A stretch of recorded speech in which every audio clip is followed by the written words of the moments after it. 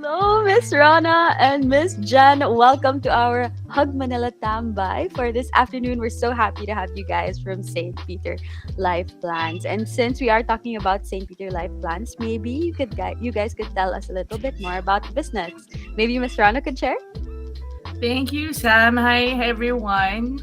Would like to thank Get Creative for inviting us today. Regarding your question, what's the business of St. Peter Life Plan? Well, St. Peter Life Plan is actually the core business of the St. Peter Group of Companies.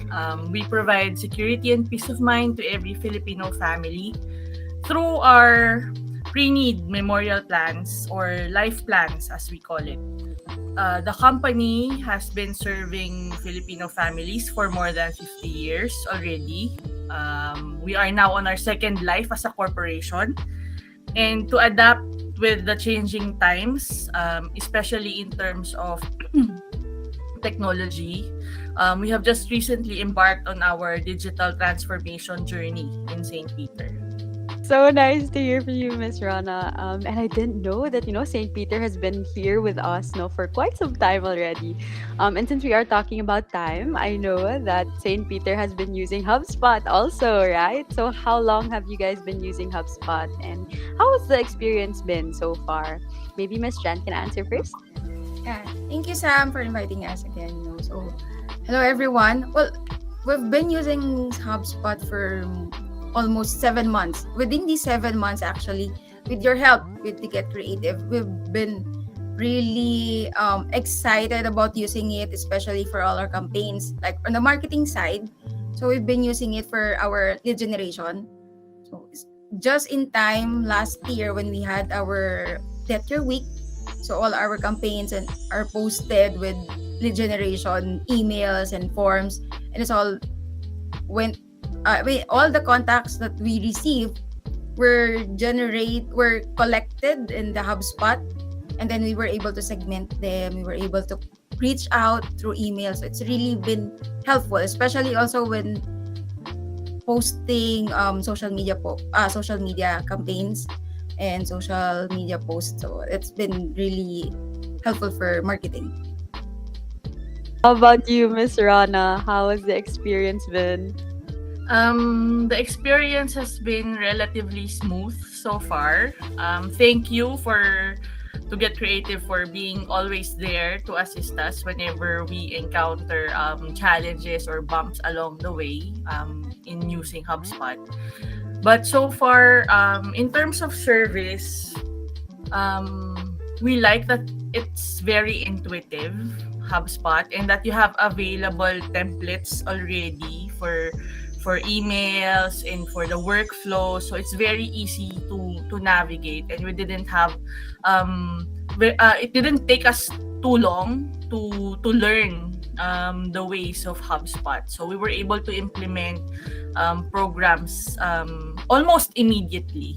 I agree, with HubSpot there really is. It is a lot easier. The learning curve is a little less compared to other management systems. But yeah, I think since we were talking a little bit about marketing earlier, I think one of the campaigns from St. Peter that really stands out is the YODO campaign. Sabi nila, you only live once. Tawag doon, YOLO. Konting kalabit lang, G na sa LU. Pagsweldo, o orderin lahat ng nasa menu. Kung magpuyat, deadma sa curfew. Kasi nga, YOLO. Meron din YODO.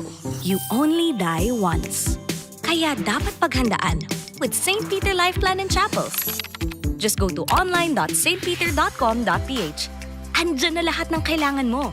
Pick a plan na bagay sa'yo, pati na rin sa pamilya mo. Then, add to cart. Yung payment, online lang. Pati other transactions, online na rin. That's life. Hindi lang puro living. Living din. Because YODO, you only die once.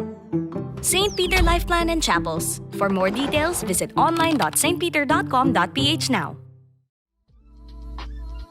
So maybe Miss Jen, you could talk a little bit more about what the YODO campaign is.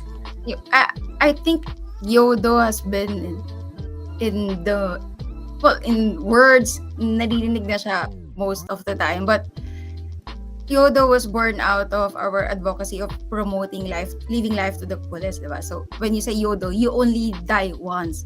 So we would like to send a message that, yeah, we only die once. Therefore, it would be best to really plan for it and make it count. So you have to live every day, enjoy life, spend time with your friends, family, free of worries this time because you already have a St. Peter life plan. And now that we have our e-store, it would be easiest also to purchase a plan. So that's just our campaign all about.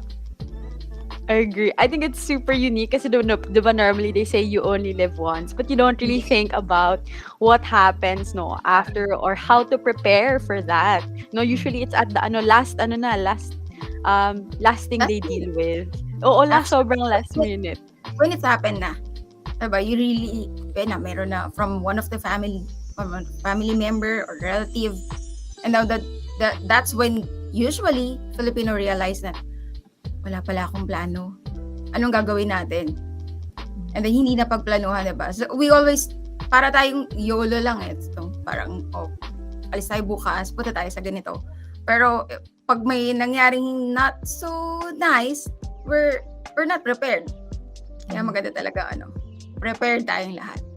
Like parang to add to that, kasi a lot of the young ones right now, di ba, talagang YOLO sila. Pero parang for us, it's not enough to just YOLO. I mean, before you YOLO, you have to think of all the other stuff that you need to prepare for first. Parang ganon. So that's the message that we would want to impart. Since we are talking about campaigns also, for Miss Jen, on the marketing side of things, how has HubSpot helped you gain leads through this campaign? Do you have maybe favorite tools that you like using from HubSpot? Well, aside from the email, of course, diba? It's very easy. Favorite tool, posting social media. Kasi you can see the whole calendar, right? Especially now that we're planning what to post, when to post, all the YODO campaigns. So it helped us visualize what we want in a month, just in a one pager, and then we can set it up, advanced posting. We can also check if one of our posts have a lot of comments or if they have other questions, engagement. So it's all there. It's all included. So medyo mas madali. Plus, all our campaigns also have forms. Siyempre, di ba, HubSpot naman may forms to. So talagang nag-gather na lahat with the unique campaign na YODO, which attracts viewers. Tapos pag open nila, there's a form that they can answer or more answer questions. So parang synchronized together to create a good campaign, to create a better lead generation format. Parang ganun lang. I like the word you use, synchronize, because it really puts things together, no? Na hindi na separate tabs, separate sheets, but you're really looking at all of the data at once, no? So when it comes to lead generation, it's a lot easier for you to track sino ba yung mga pwede nating convert to customers. And since we are talking about conversion, maybe either Miss Rona or Miss Jen could answer. Maybe in the sales aspect, how are you able to parang use HubSpot to convert leads to customers na? How are you able to engage with them?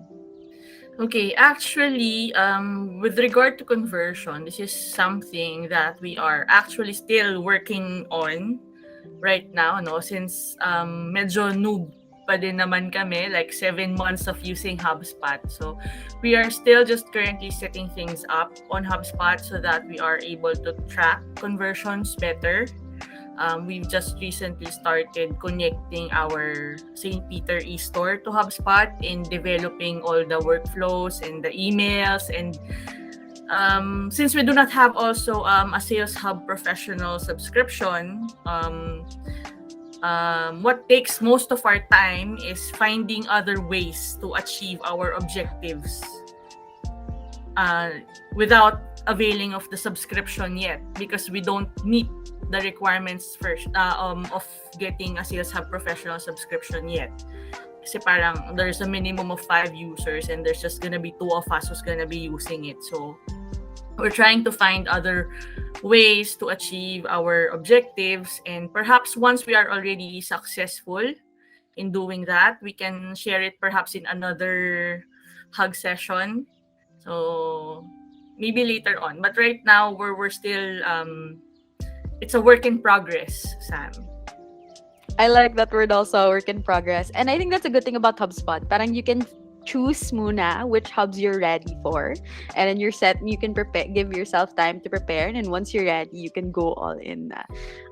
But I'm looking forward What to I that like too. about it din kasi, what I like about HubSpot is even if we don't have the sales hub features, there are other features of the service hub professional that we can use to sort of mimic the workflow that we want from the sales hub. So that's why there are many workarounds.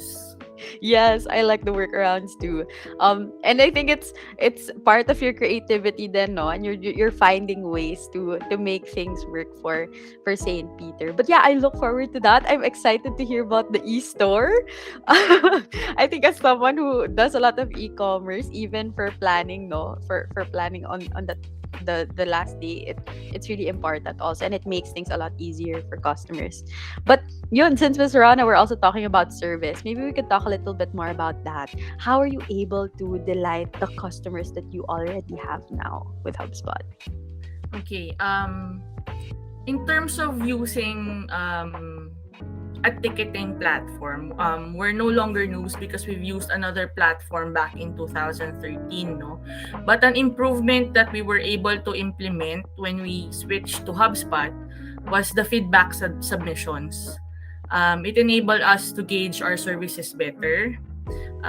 It gave us additional opportunities to engage with our customers and ensure that we were able to rectify the aspects of service which they did not like. So the dashboards are also really, really helpful in knowing where we are real time in terms of service. Like how many new tickets are received in a day, how many are still pending. No, we are able to address those things immediately, those tickets that need our urgent attention. So that's one thing that it's a great improvement on the service side.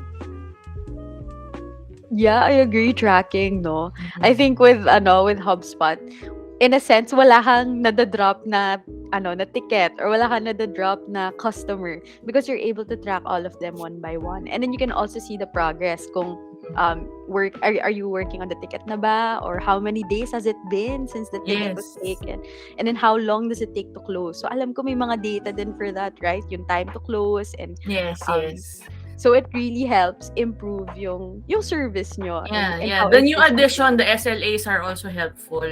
Before kasi you didn't have the SLAs, but now you have the SLAs. So it's a good good measure. Yes, the service level agreement. So I think that's something that we can definitely talk about more in the next hug, because I know in the upcoming hug meetup in June, we'll be talking a bit more about customer service for HubSpot. I just want to ask, what is one word that sums up your HubSpot experience? Maybe Miss Jen can go first.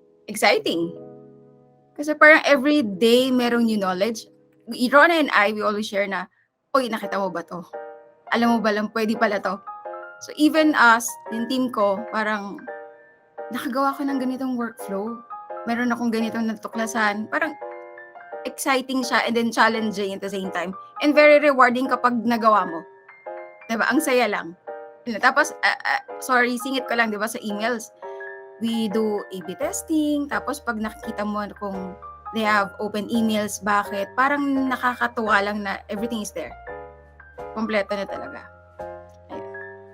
Exciting talaga. I love that you talk about A/B testing, because favorite ko din yan, na I can see which email works better and why. So parang mas nagiging efficient din yung marketing alongside the service. Ikaw po ba, Miss Rana, what's one word that sums up your HubSpot experience? Hindi kami nag-usap. But Exciting. that's also my word. Oo nga, no? Hindi, pero because it's the same experience. For For me, someone who likes data, who loves to see data and discover things with data, exciting siya and challenging, yes, pero mas nangingibabaw yung excitement to be discovering a lot of insights based on the HubSpot data that we're getting. So yeah, exciting is the word that sums up our HubSpot experience. I think from this interview pa lang na-excited ako para sa inyo. But yun, sabi nga nila, if it's not easy, it's not worth growing for. And I think with HubSpot, nakikita din natin na you're growing better in St. Peter Life Plans. So, ayun, that ends our interview. And I learned so much from the two of you. And I hope yung mga viewers din natin for this HUG Manila Tambay are also learned a lot from you. But before we let you go, syempre, we want to give you time to promote St. Peter. St. Peter Life Plans, do you have any projects coming up or maybe any campaigns that are coming up? Siguro, if there are any St. Peter plan holders out here, if you need any assistance about your plans or need help with memorial services, you can just call our St. Peter hotline numbers. They're open 24/7. The numbers are 0283719999. So, madaling tandaan, 4 na 9 yung dulo. 0279469999 for the Globe subscribers, and then we also have a mobile number 0919-056-9999. So that's for me. Thanks, Miss Rona. And for Miss Jen, I know a lot of the viewers here also are millennials. Where can they reach you on social media?